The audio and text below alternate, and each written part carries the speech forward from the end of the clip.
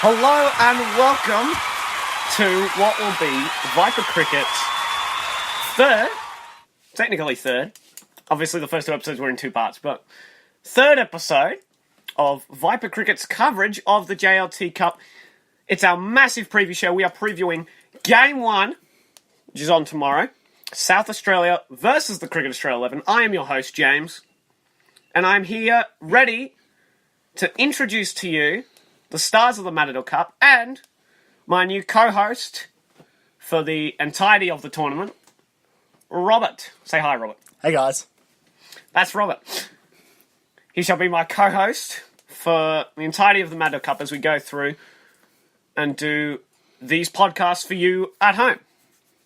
So, without further delay, we are going to preview this game for you, this opening clash between South Australia and the Cricket Australia 11.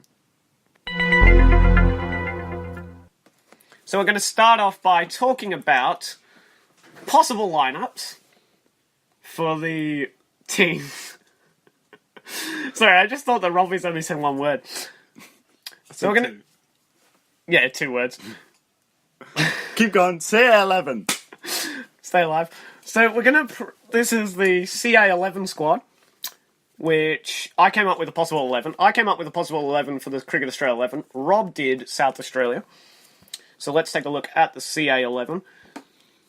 I decided to open the batting with Max Bryant of Queensland and Jake Carter. Max Bryant is, technically speaking, an all-rounder, but mostly batter. So I'm going to have him line up with Jake Carter, who opened for the CA11 last year.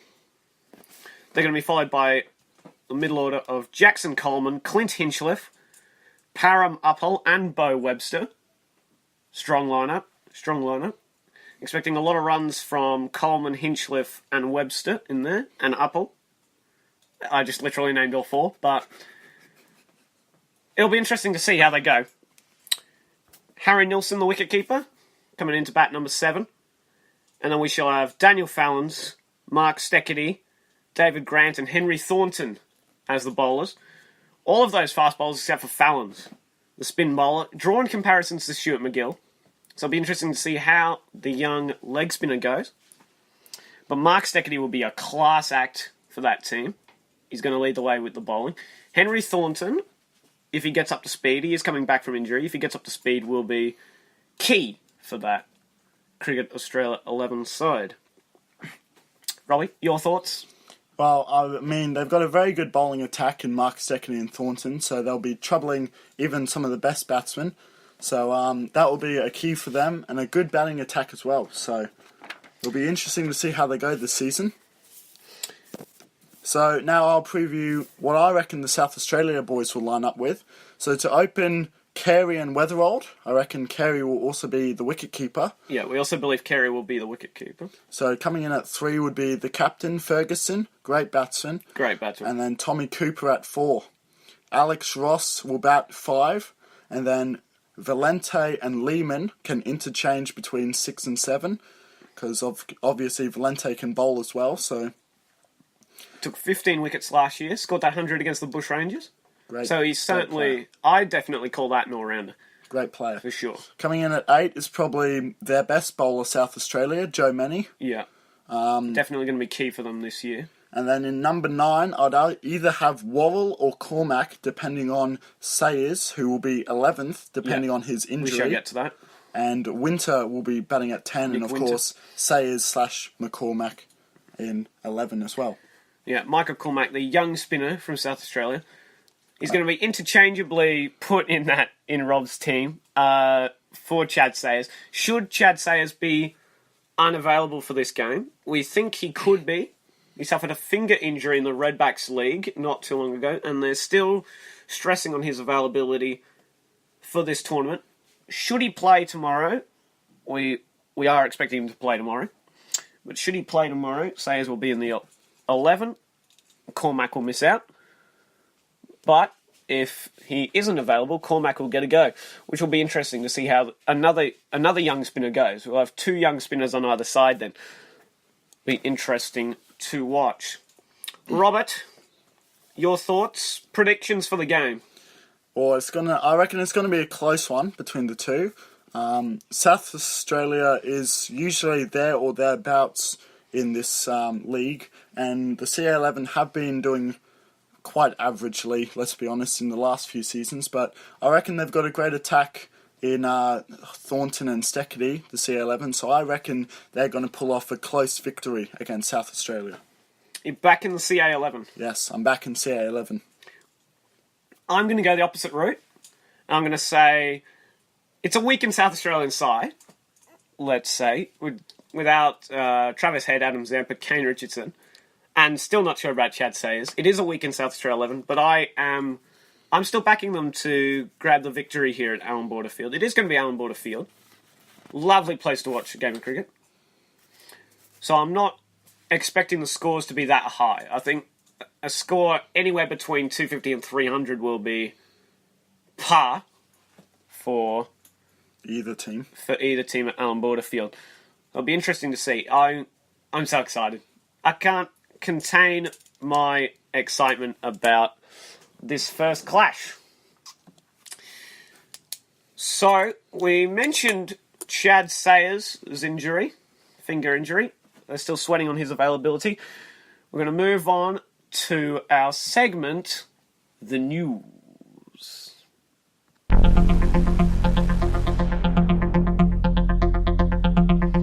So we've heard about Chad Sayers' finger injury. We keep mentioning it. If you haven't noticed, Chad Sayers does have a finger injury. But somebody else has been injured on the eve of the JLT Cup. Would you believe Billy Stanlake of Queensland, big, huge Billy Stanlake, really tall. He is really tall. He has come down.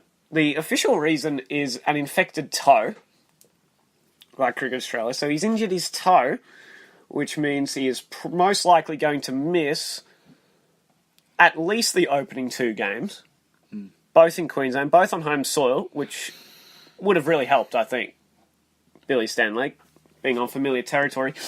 But he is going to miss the first 2 games. He's hoping to come back for the 3rd game against Victoria, but we'll have to wait and see. And that does affect Queensland massively, I believe, because Stanlake was going to be a key part of that team. Who knows? Do you think they would rope Steckity in? Would they pull Steckity out of the CA11 as a replacement player? Looking at the Queensland squad, we've got the list here. They've definitely got options. I mean, they've still got Cutting, Nezza, Wildermuth, Cutting can bowl. Gannon. They've got Gannon. They've still got Gannon. They've definitely got options. So they've got options. Probably not bring in Steckity, but you know, if they need to, they probably would. But I reckon they've still got options. Gannon, great fast bowler. He was influential for the Heat. Definitely underrated.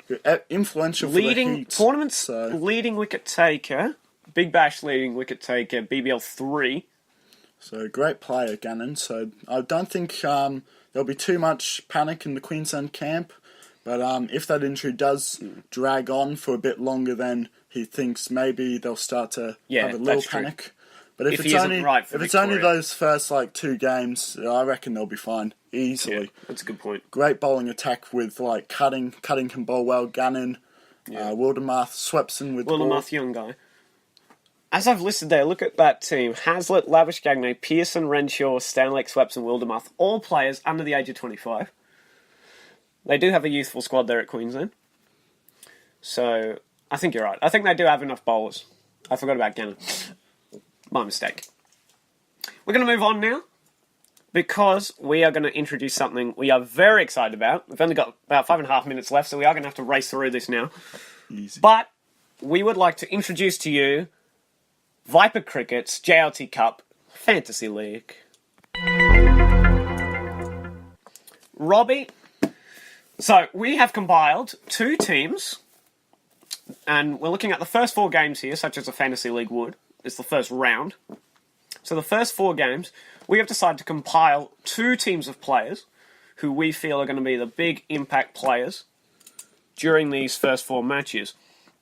Now, of course, it being the first 4 matches of the Maddo Cup, that means no Tasmanians, no Victorians, which I am very disappointed about because I would have loved to have Cameron White, George Bailey, Ben Dunk. They would have all been in my team. But alas, no Victorians. So, no Victorians and Tasmanians. So, we have compiled 2 teams. So, Rob, why don't you hit us with your team that's very surely going to lose to mine? Yeah, in your dreams, mate. So my starting 11 looks pretty strong to start with. To open, we've got Daniel Hughes from New South Wales and Uzi Khawaja from Queensland. Great opening. I think that is a good opening combination, Great opening. Actually. Daniel Hughes, very dominant last season in the Matador One Day Cup. Usman Khawaja, lots of runs for him. So that'll be a great opening partnership between them. Khawaja's also vice-captain for my team.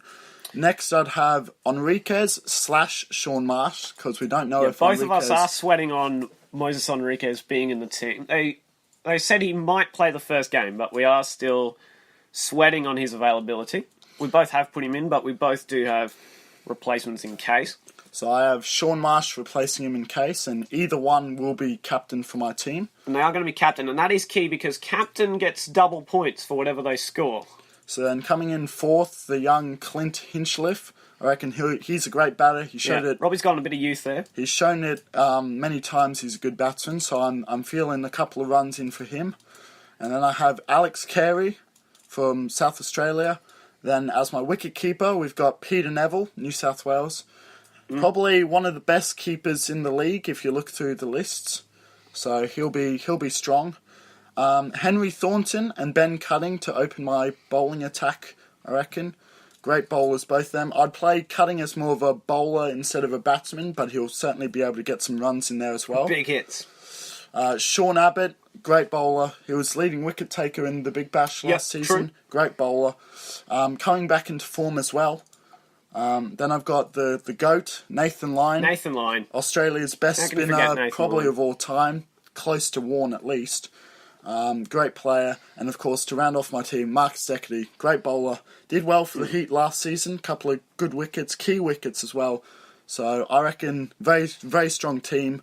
And of course, that's missing Tasmania and Victoria, who is also very good players for them as well. So my lineup, I'm going to race through this. We've got like 2 minutes left in our show.